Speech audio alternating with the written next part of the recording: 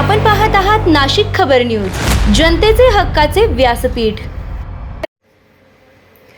नाशिकमध्ये गाजत असलेल्या प्रकरणात कॅप्टन अशोक खरात यांना न्यायालयानं 24 तारखेपर्यंत पोलीस कोठडी सुनावली आहे। एका महिलेवर बलात्कार केल्याच्या आरोपावरून नाशिक पोलिसांनी अशोक खरात यांना काल रात्री उशिरा अटक केली आहे। आज त्यांना न्यायालयात हजर करण्यात आलं असता पोलिसांनी पुढील तपासासाठी कोठडीची मागणी केली। दोन्ही बाजूंचा युक्तिवाद ऐकल्यानंतर न्यायालयानं खरात यांना 24 तारखेपर्यंत पोलीस कोठडी देण्याचा आदेश दिलाय।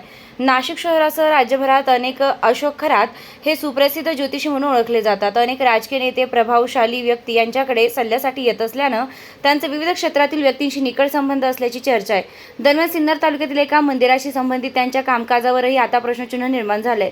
या मंदिराच्या विश्वास मंडळात रुपाली चाकणकर या देखील सदस्य असल्याची माहिती समोर येते। त्यामुळे या प्रकरणाचे पडसाद राजकीय आणि सामाजिक स्तरावर उमटण्याची शक्यता व्यक्त केली जाते। या प्रकरणाचा पुढील तपास सुरू असून येत्या काळात आणखी महत्त्वाची माहिती समोर येण्याची शक्यता आहे।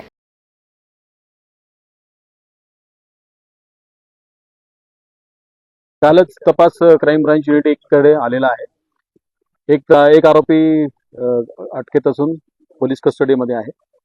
अजून सखोल तपास सुरू आहे।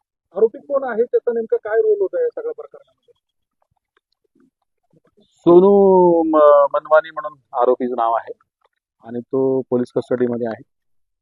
त्याचा काय रोल आहे याच्यासाठीच आपण पीसी घेतलेला आहे आणि पोलीस तपासात काम करत आहे। काय निष्पन्न झालं? जे FIR दिलेली आहे, FIRच्या दिशेने जे काही बनावट कागदपत्र तयार केल्याचं दिसत आहे, त्याच्याप्रमाणे तपास चालू आहे। अजून ठोस असं काही निष्पन्न झालेलं नाही। काल पण एकाला चौकशीसाठी बोलवलं होतं? नाही। तर नाशिकमधले अनेक नामवंत बिल्डर जे फरार आहेत, त्यांच्या मागावर आपले पथक आहेत, असं काही आहे? जितके पाहिजे असलेले आरोपी सगळ्यांचा शोध सुरू आहे। काही पथकं बाहेर पाठवली शोधासाठी? नाही सांगता येणार।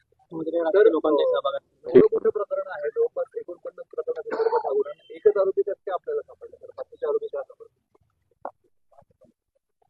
तो तपासाचा भाग आहे की समजा शोध सुरूच आहे आरोपीचा। जो सापडला त्याला पण अटक केलेला आहे। जितके असे आरोपी सापडेल सगळ्यांना अटक करण्यात येईल। काही आरोपींचे फोन वगैरे बंद येत आहे का? तुम्ही संपर्क करताय? तो तपासाचा भाग आहे। चल, थँक्यू।